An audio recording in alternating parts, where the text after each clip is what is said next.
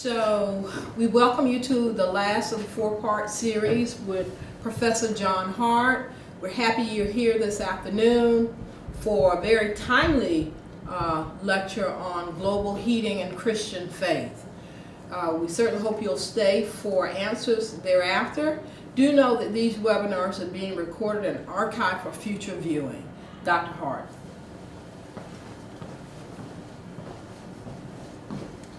Thank you, and I'll add my welcome to the one that was just given. So we're in the last part, and we've got into the theory of socio-ecological praxis ethics, and now we'll look at a specific issue that from which one might consider the particular kind of method. And it's a 4-webinar series, and now we're on global heating and Christian faith. As we look around the world today, we can see a number of climatic changes that are taking place, primarily because of human interaction with their environment, the geological environment, the meteorological environment, the earth environment generally, and so forth. So we see from melting mountains, we'll go into these individually surging seas and superstorms. From the amount of snow we've been having in Boston the last month, I think we have had a superstorm here with over 100 inches of snow falling. So we're looking at the global heating and commons context, in the context of the commons in which we live, and then a developing Christian ecological tradition. We'll look at different quotes from different religious leaders and one scientist, and then Earth visions and Earth projects as we look toward the future and try to figure out, okay, we have this information, where do we go from here? As I mentioned in part 3, we come to a particular issue in a particular context, in a particular time period, and then we take to that context our own background, our own values, our own hopes, principles, and so forth, and then we also learn from context. What do the people in the area think about what's happening in their particular neighborhood, so to speak? So we'll be taking a look at that. This is a very famous cover, not what you see now, coming up in the next slide, a very famous cover from Time magazine. So this came out a number of years ago now, a special report on global warming. Notice the headline, "Be worried, be very worried." And they talk about different aspects they'll have in the story, complete with photographs.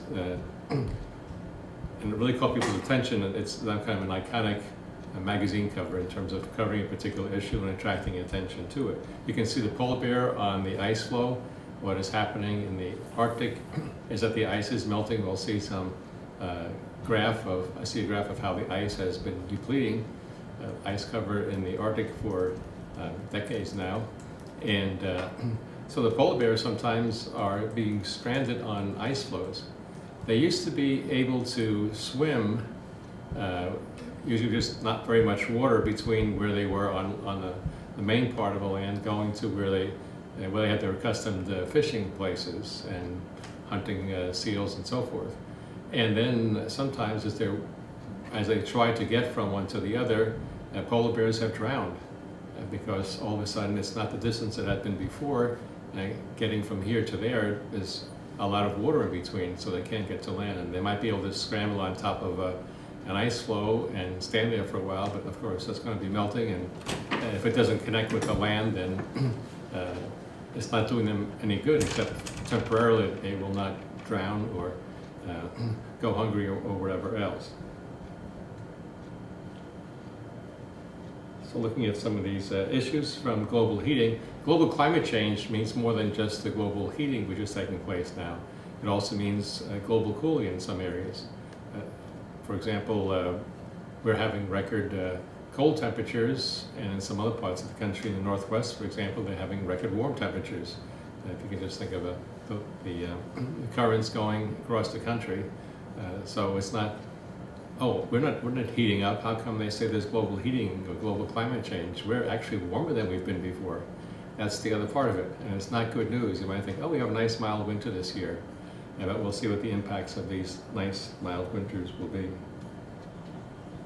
The Intergovernmental Panel on Climate Change, or IPCC, is an organization of approximately 2,500 or so scientists from around the world who have been wrestling in different study groups with the issues of climate change and what its impacts have been, how it's affecting societies around the world, as well as other living beings. We talked about the community of all life, the biotic community last time. So how are these various living beings being impacted by the changes in the climate? Much different than those to which they've been accustomed before. We'll see some startling figures about that. So, and this was a 2007 report. This past year they had the most recent report, but I wanted to show you this because it has some definitions that would also carry over into the future ones. So the warming of the climate system is unequivocal, as is now evident from observations of increases in global average air and ocean temperatures. So it's not just the air temperature, what we experience, but also out on the ocean, the vast waters that we have, which absorb some of the carbon that's being emitted in excessive amounts by industrial enterprises in the US and elsewhere. So widespread melting of ice and snow and rising global average sea level. So the waters around the world are rising. And we'll see that this it's beginning to have catastrophic effects if you live on, for example, a Pacific island country that is now underwater, where you had to move off and go to a mainland after being generations, hundreds of years, and maybe more living on that place. Your village is gone, your fishing boats, maybe you rescue some of them and you have them on the mainland, but your country has disappeared because the island has disappeared. And that's happening in increasing amounts. Alaska natives are seeing that the shoreline is being worn away by these massive waves that are coming in now, which had not come there before. There's some dramatic pictures about houses that were once set a little bit in on an island. All of a sudden the water gets closer and then you see this house falling into the water because so much has melted away and the waves are so turbulent. This is again, this came out in 2007. 11 of the last 12 years, and this kind of ratio continues today, so between 95 and 2006, rank among the 12 warmest years in the instrumental record of global surface temperature. That is since 1850. So we've had, humans have had instruments to measure what the temperature is since 1850, in which they began to be put in place in various locations. So 11 of the 12 hottest years have been just in that block of period there. Last year was, 2014 was the warmest, hottest year on record. So each year we're now getting worse than it was before. There might be occasional periods when the temperature might dip down to a lower level, but it's still warmer even when that happens than most of the years that preceded them. In British Columbia, I'm not sure if any of you have had the opportunity to go to the Columbia ice fields in British Columbia. This is as its name suggests, in British Columbia, and it's a vast fields of ice. And a number of years ago, decades ago, perhaps around the turn of the 20th century, a scientist or perhaps a park ranger in Canada noticed that the ice fields seemed to be receding. So what he did was, or she did, was take a sign, a simple wooden sign. So you'll see a stake in the ground, and then just a simple board that's going across it, and it says, for example, 1910. So where that stake is planted, that's where the ice was in 1910. And then they did it every single year. So 1911, you might see a small gap between 10 and 11, how much the ice has receded. But then as you get into the 60s and 70s, the gap between years is several times as long. That the ice is melting more quickly, it's receding more quickly. And eventually the Columbia ice fields, a very famous place in British Columbia, might also disappear. It's a visual evidence of what's happening in terms of global warming. Just to see this long spacing of years in terms of the poles with the boards on them, and you can just from the beginning point see again how much shorter it is initially because it didn't recede that much, and all of a sudden you look far away, you can barely make out the more recent times, which have big gaps between years.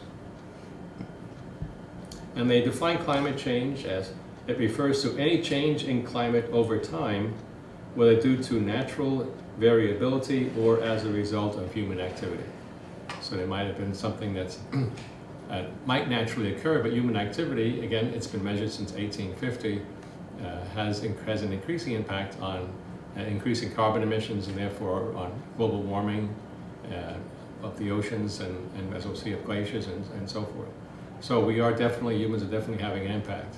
And as I said, it's increasing. If we don't control our emissions, it's bad now, it's going to get really bad.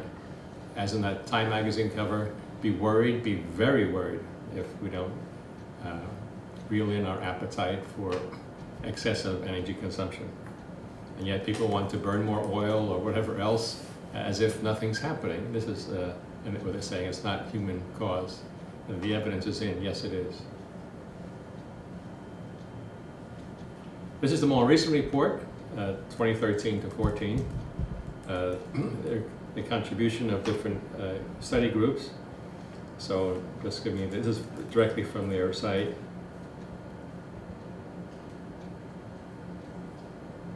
Back one. These are just some graphs they have, and this is from 2013. The physical science basis, so actual measurements.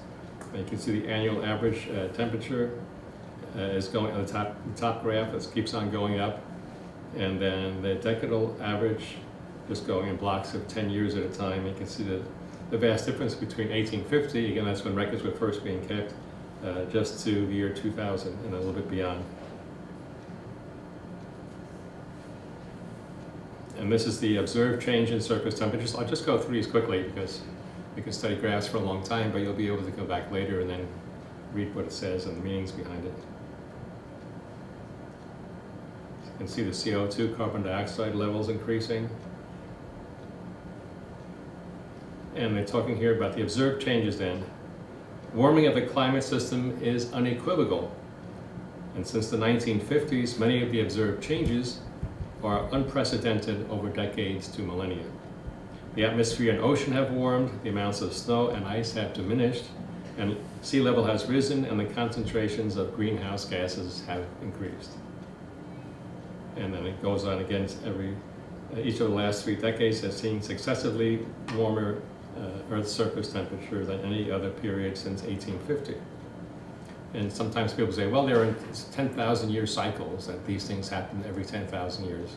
Sheer speculation. When scientists have looked at the ice cores from the Arctic, they can go back 800,000 years. That's a few times 10,000 years. And there's never been any kind of warming as there has been recently. So humans are definitely having an impact. They talk about ocean warming and the reasons for that and so forth. Because of sequestration, the oceans absorb the carbon dioxide and the seas are rising. So there's carbon dioxide in the air and methane and so forth, but it's also captured by the oceans, which is good for us because, well, it would ordinarily be good for us because it has always happened, but all of a sudden if you have an excessive amount, it's having impacts on reefs, on coral reefs, on life in the oceans. You're probably familiar with that massive island of garbage of plastics. It's now about the size of the US that's floating in the Pacific Ocean and so forth. So we are having all these impacts as a species.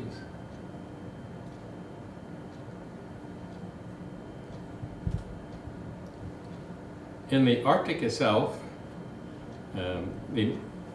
since the time of early explorers, the European explorers and since then US explorers have been looking for a passage across the Northwest, famous Northwest Passage. And it's never been found. It's been very solid ice. It's been several feet thick, but it finally opened up, not because anybody was able to go through with an icebreaker, but rather because of the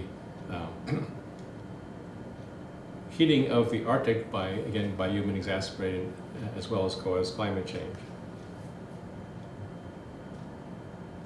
So this tells you the annual sea ice minimum, how extensive it was, and you can see how it's precipitously declining once you get past 2005. So in the north it's melting, and in Antarctic. So in the south it's also melting down. This some figures on the Antarctic snow melt. In 2007, so 8 years ago, the amount of snow melt was the size of the state of California. So think how large California is, the third largest state in the United States. It's the fifth largest, Antarctica is the fifth largest continent. It has 70% of Earth's fresh water. So it's just a massive continent of fresh water.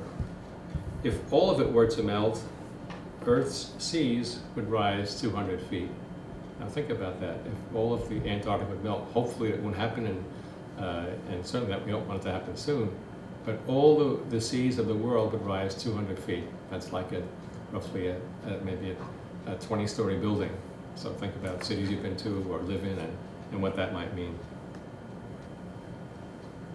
In 2008, in March, so just about 7 years ago, there was a major Antarctic ice collapse. That is, something broke off from Antarctica and went into the ocean. It's called the Wilkins ice shelf.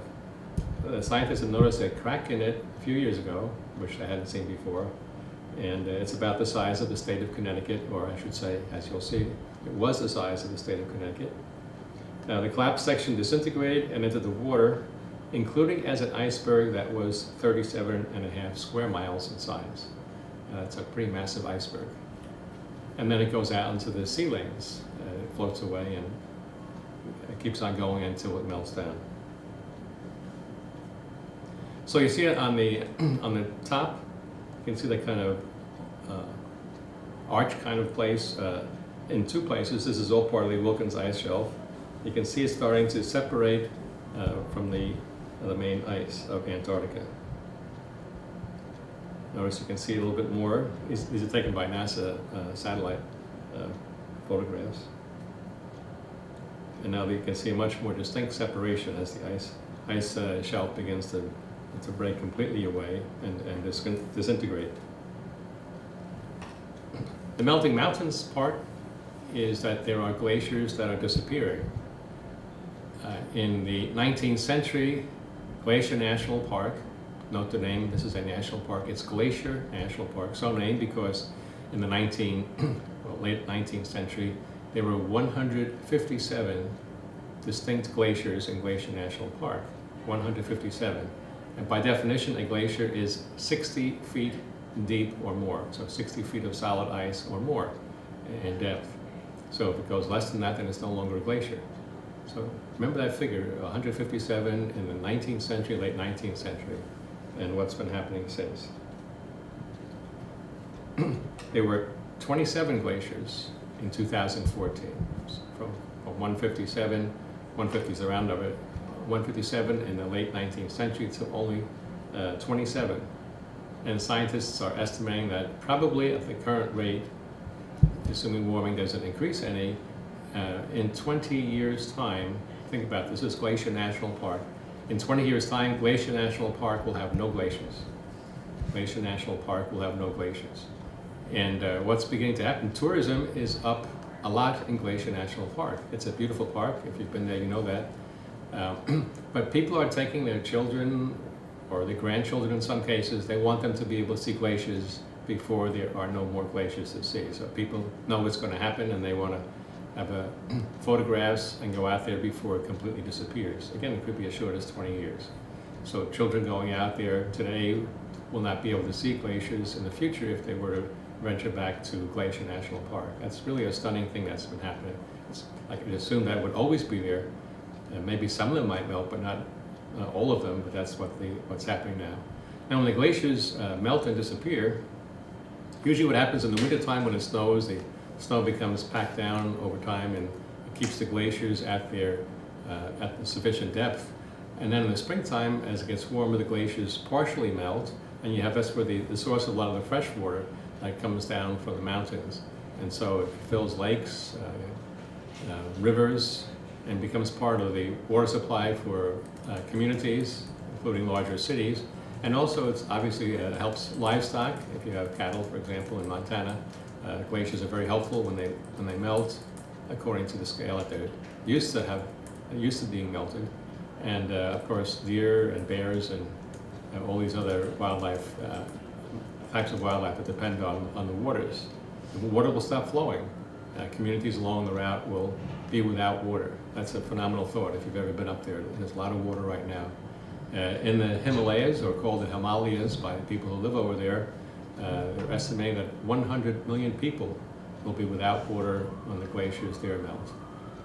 Mount Fiji is melting, Mount Kilimanjaro, all these mountains that had ice and sometimes glaciers, the snow is disappearing. One example, Sperry Glacier, that's one of the most famous ones. It was one time 490 feet thick. Think about that, a solid block of ice going down. That's 490 feet thick. Today it's between 95 and 165 feet thick and disappearing. And we'll see some photos of that. A member of the National Park Service, toward the end of the 19th century, but mostly in the beginning of the 20th century, noticed that the glaciers seemed to be melting, so they went out and took photographs and registered the date. And then they might wait, or the Park Service might wait for sometimes not very long, but 5 or 10 or 20, however many years, and go back and they try to put their tripod in exactly the same place that had been done by the previous photographer, so you could see exactly how much of the glacier had disappeared. If you go online, you can find the entire slideshow if you want, the archives of the photographs. If you just type in, that's all you have to do in your Google machine, type in "repeat photography project" in quotes, of course, and you'll be brought up there. It's a very stunning. I'm just giving you a few examples of what's actually in that repeat photography project. So they're repeating the photography going back early in the 20th century. They're taking again the picture with a tripod as close as they could get to the exact same place where a photographer took it now over 100 years ago. This is Agassiz Glacier. Again, these are all in Glacier National Park. Between 1913 and 2005, and the credits are on the bottom of the photo. Again, these are all from the National Park Archives. See the amount of snow going up on the far mountain and how much it's diminished into 2005. Here's an even more dramatic one. It's called Boulder Glacier. Somebody took a photograph in 1910. Look at 2007, so not quite 100 years later. That ice is all melted, the glacier is melted. There's just some remnants of it that are available. Again, take a good look at it. Look at the mountain in the background, all the ice and snow on top of it, and then as you come closer toward the camera, what once was a solid mass of ice getting toward the chasm that's there has now disappeared. Again, Boulder Glacier between 1932 and 2005. Grinnell Glacier from the Overlook. There are different ways they took pictures from it. Notice 1940 to 2006. Just look at the massive ice that's there, and then now you can see fresh water down below, which had once been covered over with ice. You can try to guess how far up the ice went on the mountain by looking at some of the rocks up above, for example, and now it's melting away. Here's another view of Grinnell Glacier from Mount Gould, 1938, 81, 98, and 2006. Just take a quick look at the first and last ones from 1938 to 2006. Now in 2006, or as of 2006, of course, there's been more melt since then. You have water. In fact, since 1981, the glacier has melted and become a pool of water down below. And of course, it's melted off the mountainsides. We also can see different examples of burning bushes. There are more forest fires taking place now. There are fields that are on fire. Farmers are having a hard time because of droughts.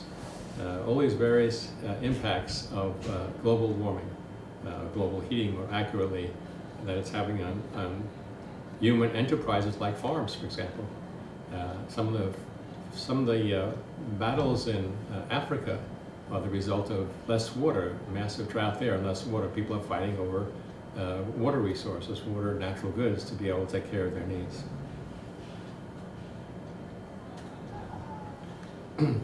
And then I mentioned at the beginning, some ideas from different religious traditions, and developing Christian tradition in particular. This is from Pope John Paul II in his World Day of Peace message in 1990.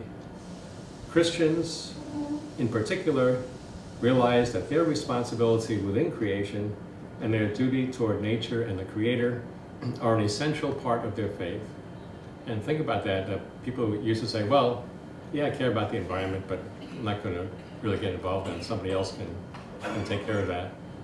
But John Paul is saying it's essential to your faith. It's not an add-on to faith. So if you are a Christian and you believe in God and creation and that humans have a responsibility for the creation in which they live, then it's an essential part of living out your faith that you should be concerned about global warming. You have a responsibility. The message also is titled The Ecological Crisis, a Common Responsibility, was the first title it came out with, and then it was released a second time, and it was called Peace with God, the Creator, and Peace with All Creation. So you can find it under either of those titles. And that's a significant statement. It's an essential part of faith to take care of the environment. This one is from the U.S. Catholic Bishops. This quote, "We especially want to focus on the needs of the poor, the weak, and the vulnerable in a debate often dominated by more powerful interests." So those are the poor, the weak, and the vulnerable, who often have very little voice in political decisions that are made and ecological impacts that impact their societies. Action to mitigate global climate change must be built upon a foundation of social and economic justice that does not put the poor at greater risk or place disproportionate and unfair burdens on developing nations. So the people who are least responsible for causing global climate change are the ones who will suffer most. Notice here the link between the needs of the poor and climate change. You'll see this in a number of religious documents and also United Nations documents about climate change and the impacts it will have on the poor. Remember, our topic here is socio-ecological ethics. We're talking about social justice in and among human communities and ecological well-being for Earth and other members of the biotic community. So that's socio-ecological, and this is, without using the word, this is what in this case, the U.S. Catholic bishops are addressing. In a special way, the common good requires solidarity with the poor, who are often without the resources to face many problems, including the potential impacts of climate change. Our obligations to the one human family stretch across space and time. They tie us to the poor in our midst and across the globe, as well as to future generations. The poor in our midst, those of you who are Christians might be familiar with the Last Judgment story in the Gospel of Matthew, chapter 25, verses 31 to 46. I was hungry and you fed me, I was thirsty, you gave me the drink, I was homeless and you took me in, I was naked and you clothed me, I was sick or in prison and you visited me. When did we see you hungry or thirsty and so forth? Whenever you helped out the least important person, you did it for me. And on the others, when I was hungry, you did not feed me, and so on and so forth. Whenever you did not help out the least important person, you did not help out me.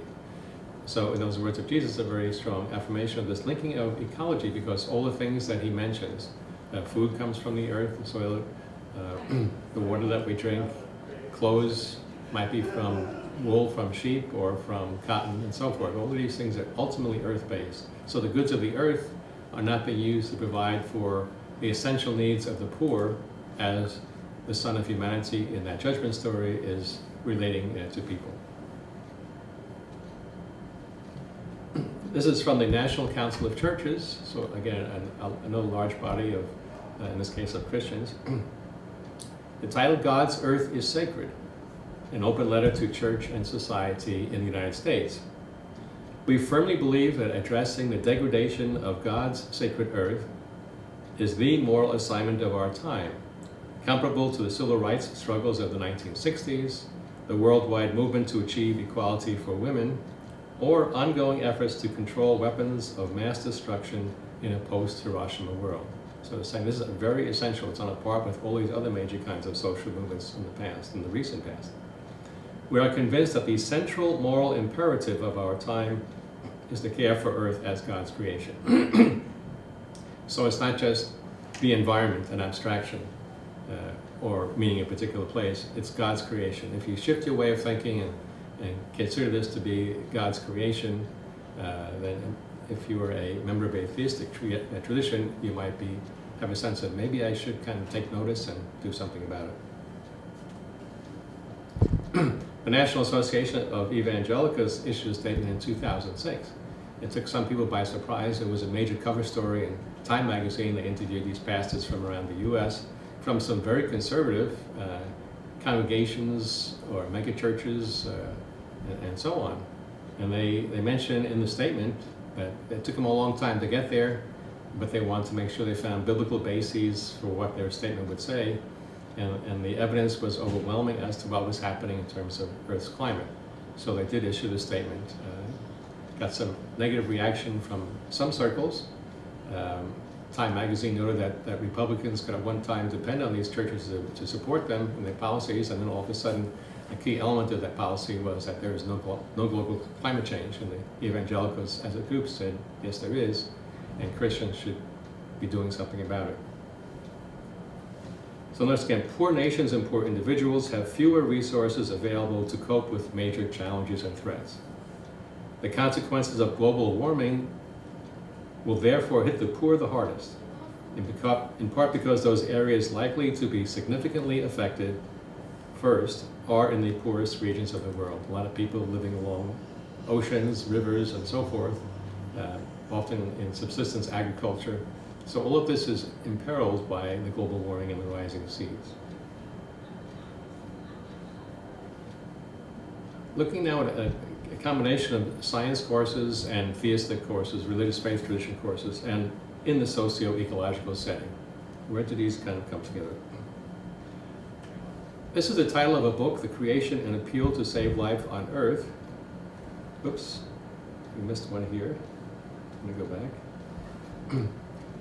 The book was written by Edward O. Wilson, known as E.O. Wilson, who was a Harvard entomologist, a biologist whose specialty is insects, more specifically ants and termites.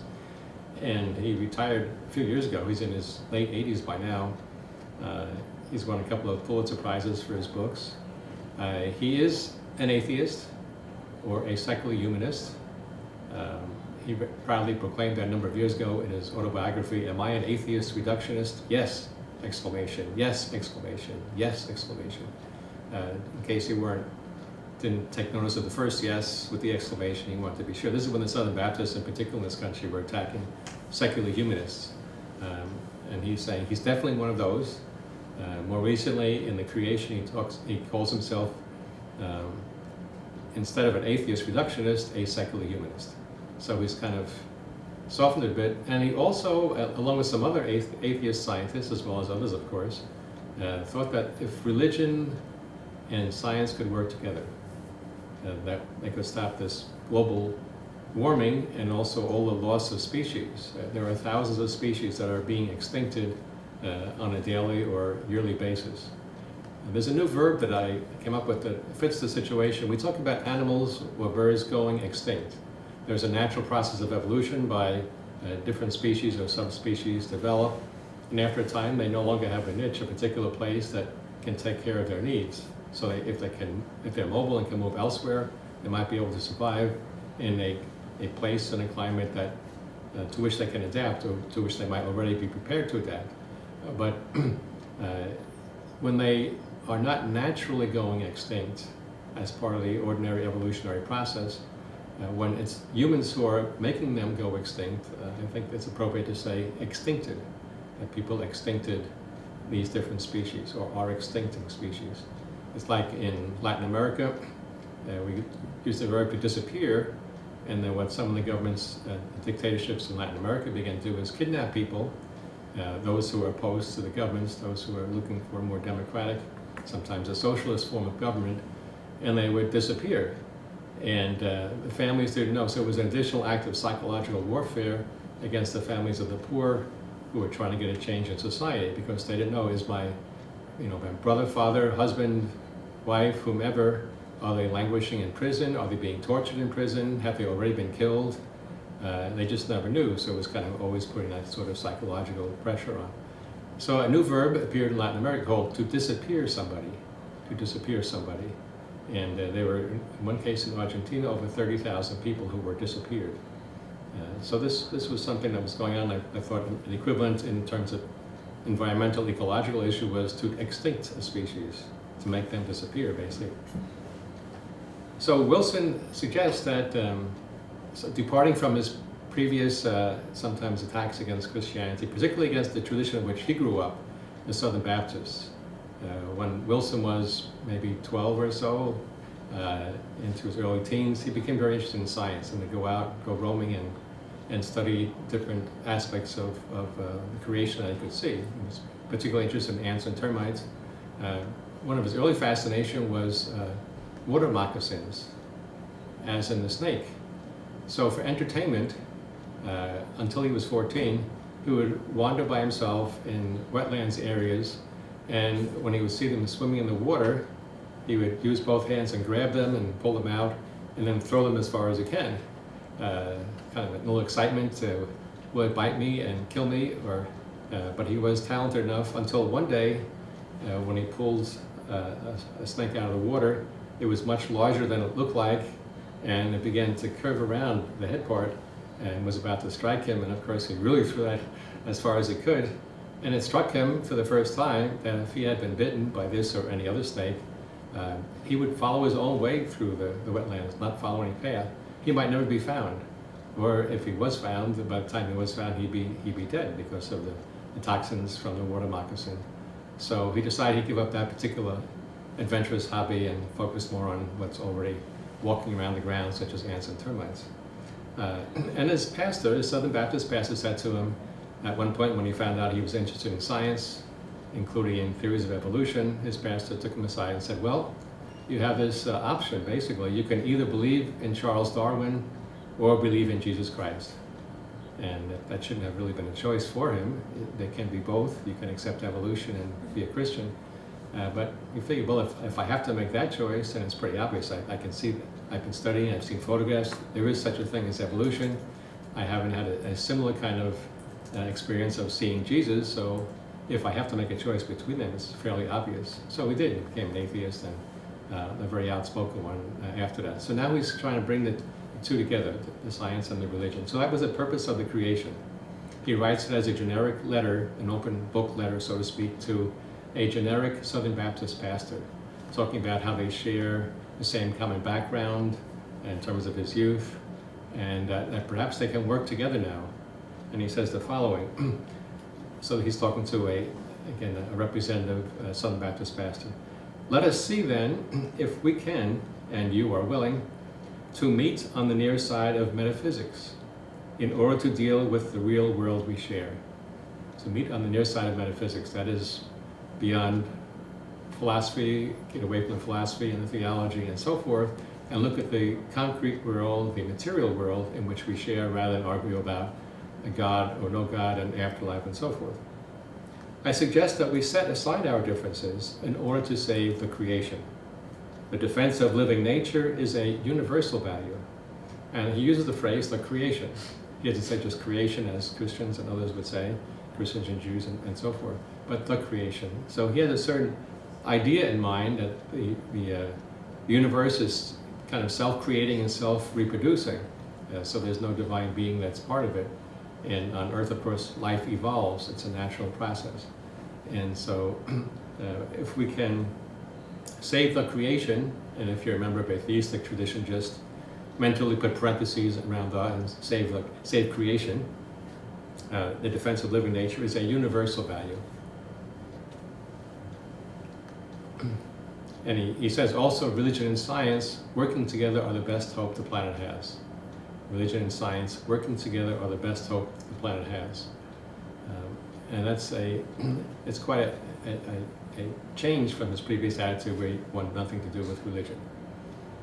I spoke with him after one of his lectures at Harvard, and he said now he gets invitations from evangelical churches to speak at meetings where there are maybe 1,000 people, a big convention.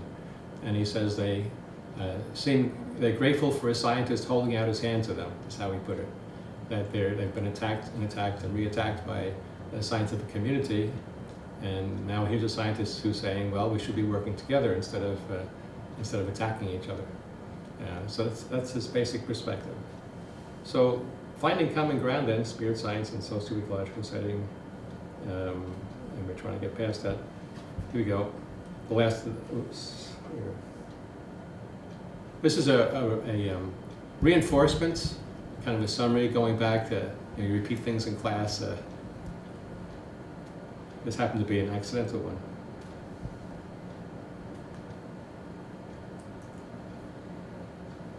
Here's the rest of his quote from Wilson. Science and religion are the two most powerful forces of society. Together, they can save the creation. So, remember those metaphysical, let's be on the near side of metaphysics. What do we do? What are we to do? Forget the differences, I say, meet on common ground. And that's from his book, The Creation, An Appeal to Save Life on Earth, which came out in 2006. There's a relationship between the present and the future, which I suggest we should consider. Since I did the slides a couple of weeks ago, I was preparing a talk for another context, and I thought about the predecessor to this. The past is the mother of the present.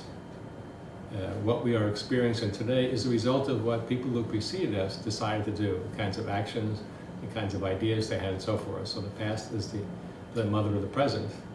The present can't be the mother of the past. You can't go back and change something that already existed. But what you can do, the past can be the mother of the present, in that, okay, we have all these things that we think should not have been done, or could have been done differently.